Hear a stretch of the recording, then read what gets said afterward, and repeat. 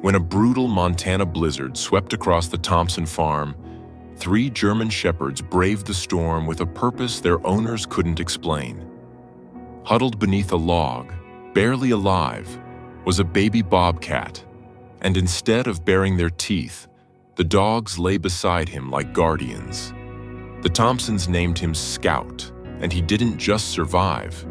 He observed, learned, and joined the pack, heel-walking, sitting on command, even chirping his odd little bark. This tiny wild creature grew up believing he was one of them. What Scout did next would baffle wildlife experts and prove that sometimes the call of family is stronger than the call of the wild. This is the story of a bobcat who chose love over instinct, and the dogs who refused to let nature define their pack. Before we start, hit the like button and make sure to subscribe if you haven't, and hit that notification bell so that you won't miss any new stories. The Montana wind howled like a banshee across the Thompson farm that December evening, carrying with it the promise of the season's worst blizzard. Michael Thompson stood at his kitchen window, watching the snow whip across his fields in ghostly spirals, already obscuring the familiar landmarks of his property. At 62, he'd seen plenty of Montana winters, but this one felt different. Fiercer, more determined to test every living thing against its merciless cold. "Dad, look," his daughter Luna called from the mudroom, pulling on her heaviest winter boots. At 28, Luna had inherited her father's stubborn streak and her mother's compassionate heart. "Ranger keeps pacing by the door. I think he hears something out there." Michael glanced at their eldest dog, a massive German shepherd whose intelligence had always bordered on the uncanny. Ranger stood rigid at the door, his ears pricked forward, a low whine escaping his throat. Beside him, Thor and Bella, 2 equally imposing shepherds, had joined the vigil, their collective attention focused on something beyond the storm. "Animals know things we don't," Michael murmured, reaching for his coat. "Rebecca's going to have our heads if we go out in this." But even as he spoke, he was already moving. 35 years of marriage to a veterinarian had taught him that sometimes following your instincts, and your dog's, was more important than following common sense. The cold hit them like a physical blow as they stepped outside. Luna immediately pulled her scarf higher, but Michael watched as the 3 dogs charged ahead with purpose, their dark forms barely visible against the white landscape. For 20 minutes, they followed the dogs deeper into the woods behind their property, the snow growing deeper with each step. It was Bella who found it first, her gentle whimper cutting through the wind. There, curled beneath a fallen log, was a small bundle of tawny fur, so still that at first Michael thought they'd found a discarded coat. But as Luna knelt beside it, brushing away the snow, they realized what they were looking at. "Oh, Dad," Luna breathed, her voice breaking. "It's a baby bobcat." The kitten was impossibly small, no bigger than a house cat, its spotted fur matted with ice. Its breathing was so shallow it was barely perceptible, and when Luna gently touched it, the tiny creature didn't even respond. In any other situation, Michael would have known better than to interfere with wildlife. But watching his 3 dogs form a protective circle around the dying kitten, their bodies blocking the wind and their behavior unusually gentle, he found himself making an exception. What happened next defied everything Michael knew about his dogs. Rather than their typical aggressive posturing around wild animals, all 3 shepherds lay down in the snow, creating a living windbreak. Ranger, the alpha of their pack, carefully licked the kitten's matted fur while Thor and Bella pressed their warm bodies closer. "I don't understand it," Luna whispered, awe evident in her voice. "They should be seeing this as prey." Michael shook his head, equally puzzled. 30 years I've had shepherds, and I've never seen anything like this. He made a decision that would change all their lives. Let's get it home to your mother. The journey back to the house was treacherous, with Luna cradling the nearly lifeless kitten inside her coat, while Michael guided them through the storm. The dogs flanked them like bodyguards, never straying far from their fragile charge. Rebecca Thompson had just finished her evening rounds at the veterinary clinic when her family burst through the door in a whirlwind of snow and chaos. At 58, she'd built a reputation as one of Montana's most skilled veterinarians. But she'd also learned to expect the unexpected when it came to her husband and daughter's rescue attempts. "Please don't tell me you went out in this storm to..." she began, then stopped as Luna carefully opened her coat to reveal the tiny Bobcat. Rebecca's professional instincts kicked in immediately. "Kitchen table. Now Luna, get my emergency kit from the clinic room. Michael, warm some towels in the dryer." For the next 2 hours, Rebecca worked with methodical precision, checking vital signs, treating hypothermia, and administering fluids. The kitten was severely dehydrated and undernourished, clearly separated from its mother for days. As she worked, the 3 dogs maintained their vigil, lying in a semicircle around the kitchen table, never taking their eyes off the patient. "I'll be honest," Rebecca finally said, her hands still gentle on the kitten's frail body. "I don't think it's going to make it through the night. It's too young, too weak. The hypothermia alone should have killed it hours ago." But Michael watched as Ranger, without any command, carefully took the warm towel in his mouth and placed it next to the kitten. The gesture was so deliberately tender that it brought tears to Luna's eyes. "Maybe it doesn't know that," Michael said quietly. They set up a makeshift pen in the living room with heat lamps and soft blankets. Rebecca had done everything medically possible. Now it was up to the kitten's will to live. As the family prepared for bed, the dogs once again arranged themselves around the pen, their body heat adding to the artificial warmth. Michael woke at dawn to an unprecedented sound. Ranger was whimpering with joy. Racing downstairs, he found the kitten not only alive but attempting to stand on shaky legs. The 3 dogs were beside themselves with excitement, their tails wagging furiously as they watched their tiny charge take its first tentative steps. "I'll be damned," Rebecca whispered, appearing beside him in her robe. "That little fighter proved me wrong." They named him Scout, partly for his adventurous spirit, and partly because he seemed to be constantly scouting out new ways to mimic his canine family.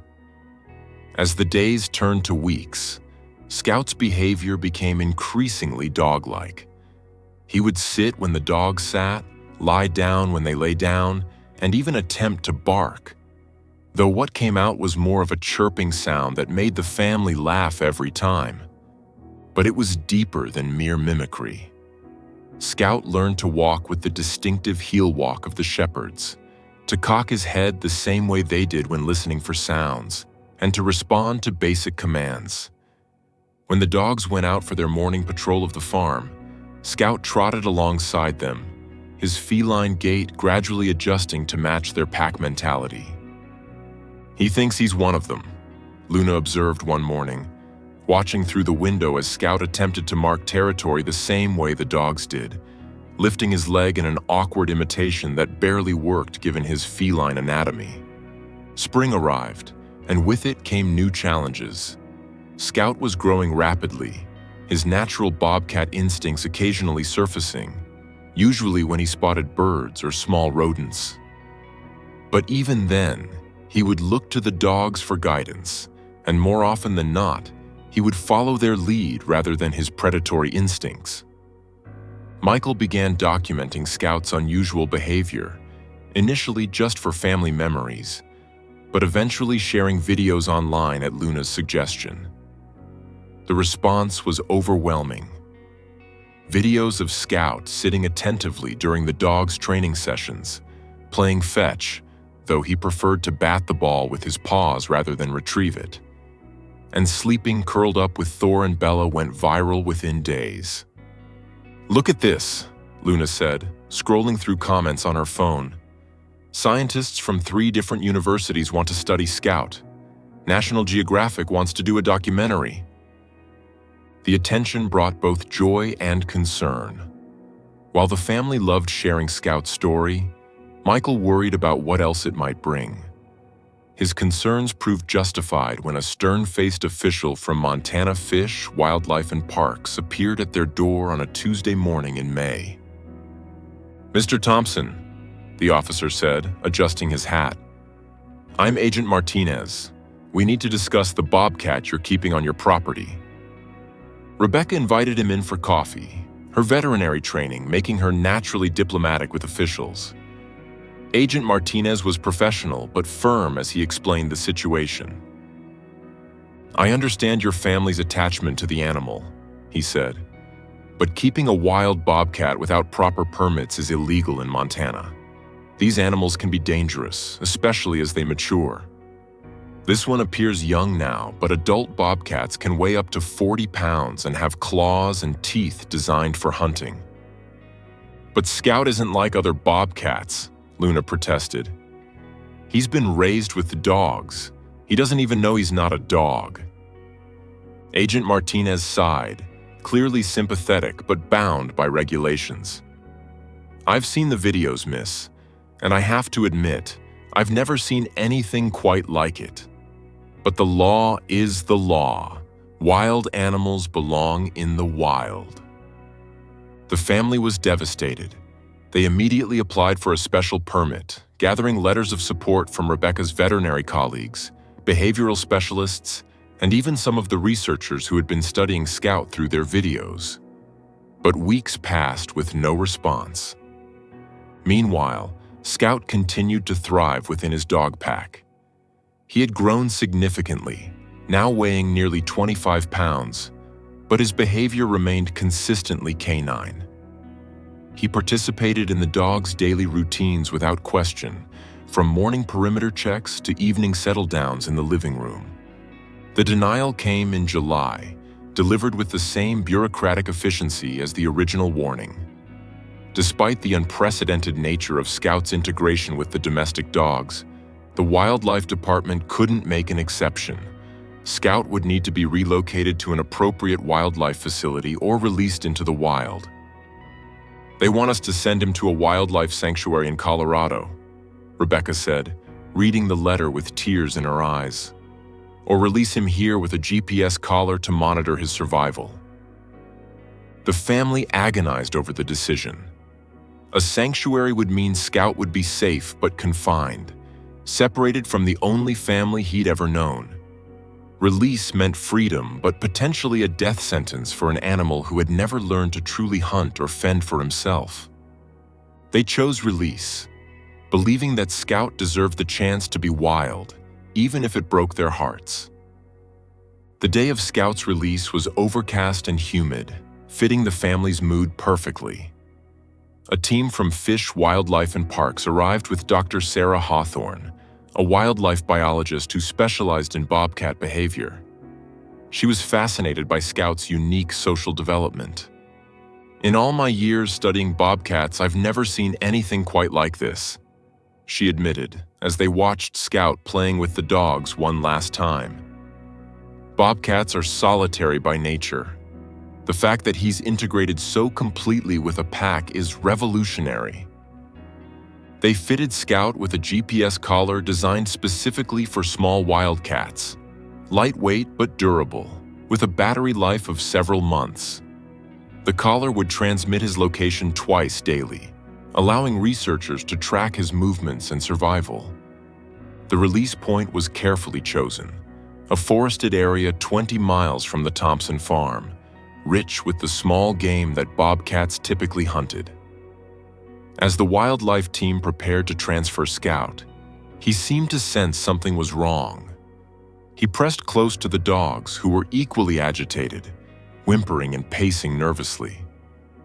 "It's like they all know," Luna whispered, kneeling to hug Scout one last time. "How do we explain to him that we're not abandoning him?" Agent Martinez, who had developed a soft spot for the unusual family during the process, looked genuinely conflicted. "We'll monitor him closely," he promised. "If he shows signs of distress or inability to adapt, we'll reconsider." The actual moment of release was quick. Dr. Hawthorne opened the transport carrier, and Scout stepped out cautiously into the wild. For a moment, he stood frozen, looking back at the family and the dogs. Then, with what seemed like resignation, he walked into the underbrush and disappeared. The first week was agony. The GPS reports showed Scout moving very little, staying within a small area near the release point. Rebecca checked the tracking website obsessively, her veterinary expertise making her worry about everything from dehydration to depression. "He's not moving enough," she said, pointing at the computer screen. "Look, he barely traveled a quarter mile yesterday." But on the 8th day, something changed. Scout began to move with purpose, and to everyone's amazement, he was heading home. Not wandering randomly, not following game trails, heading directly toward the Thompson farm with a precision that baffled the wildlife experts.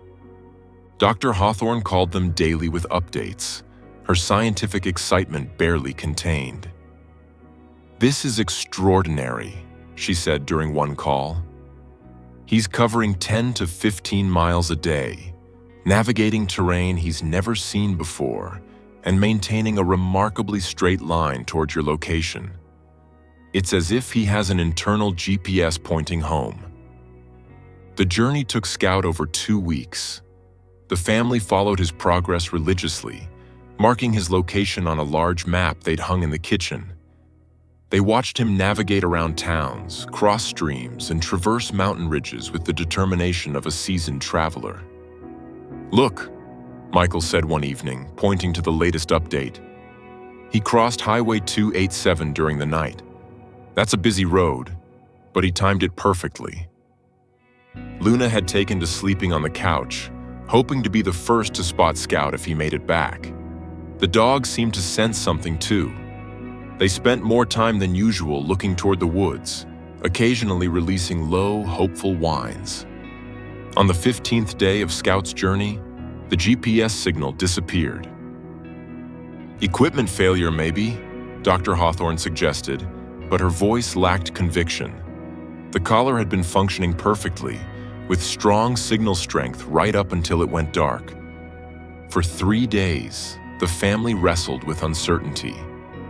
Had Scout been hit by a car? Killed by a larger predator? Had the collar simply malfunctioned at the worst possible time? Rebecca barely slept, imagining every horrible possibility. Then, on the 4th morning, Luna burst into her parents' bedroom at dawn. "Mom, Dad, he's back!" They raced outside to find Scout sitting calmly in the middle of their yard, thin and travel-worn, but unmistakably alive. The 3 dogs surrounded him with a joy that was almost human in its intensity, whimpering and licking and pressing against him as if to confirm he was real.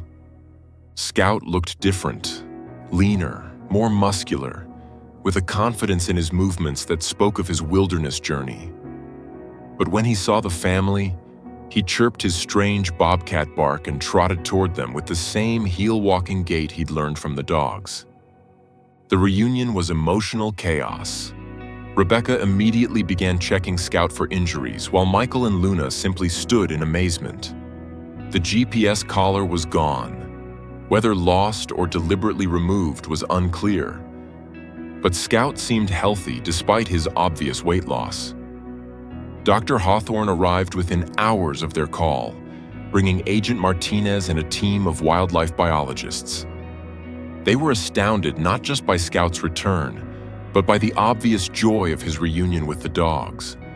The pack dynamic was immediately reestablished, with Scout falling naturally back into his role within the group. "This changes everything," Dr. Hawthorne said, watching Scout settle down for a nap with Thor and Bella on either side of him. He chose to come back. He had the opportunity to be wild, to follow his instincts, and he chose his family instead. What happened next truly was unbelievable. After extensive discussions with wildlife experts, behavioral specialists, and even geneticists interested in Scout's unique development, Montana Fish, Wildlife and Parks made an unprecedented decision. The Thompsons were granted a special permit to keep Scout, with conditions. They would allow regular monitoring by wildlife officials, participate in ongoing research about bobcat behavior and cognition, and serve as ambassadors for wildlife conservation through educational outreach. This is a first, Agent Martinez admitted during the permit ceremony. But Scout has proven that the relationship between wild and domestic animals is more complex than we previously understood. His bond with your family and dogs could teach us valuable lessons about animal cognition and adaptability. Dr. Hawthorne, who had become a regular visitor to the farm, published papers on Scout's unique development. His story became a case study in animal psychology, challenging previous assumptions about wild animal behavior and the possibility of cross-species adoption. But for the Thompson family, Scout's significance was much simpler. He was family, not despite being wild, but because love had proven stronger than instinct. Every morning, he joined the dogs on their patrol of the farm. Every evening, he settled down with them in the living room, purring contentedly while Luna read and Rebecca graded veterinary exam papers. Scout had grown into a magnificent bobcat, powerful and graceful, but he retained the dog-like behaviors that had originally saved his life. He came when called, sat for treats, and even learned to shake hands or paws with visitors. He was living proof that family isn't determined by species or genetics, but by the bonds we choose to forge. Years later, when researchers would ask the Thompsons to explain Scout's extraordinary story, Rebecca would smile and give the same answer. "Love doesn't follow the rules," she would say, watching Scout play with the newest addition to their pack, a German Shepherd puppy who followed him everywhere, learning to be both dog and something more. Scout taught us that family isn't about where you're born, but where you choose to belong. And in the end, that was the most unbelievable thing of all. That a bobcat raised by dogs not only learned to think he was a dog, but chose to remain one, becoming the bridge between wild and domesticated, proving that sometimes the most powerful force in nature is simply the desire to be loved. Scout lived the rest of his life on the Thompson farm, becoming a father figure to rescued dogs and an inspiration to visitors who came to learn about his story. He passed away peacefully at the age of 15, surrounded by the fourth generation of German Shepherds he had helped raise, proving that the greatest adventures aren't always about where you go, but about choosing where and with whom you stay.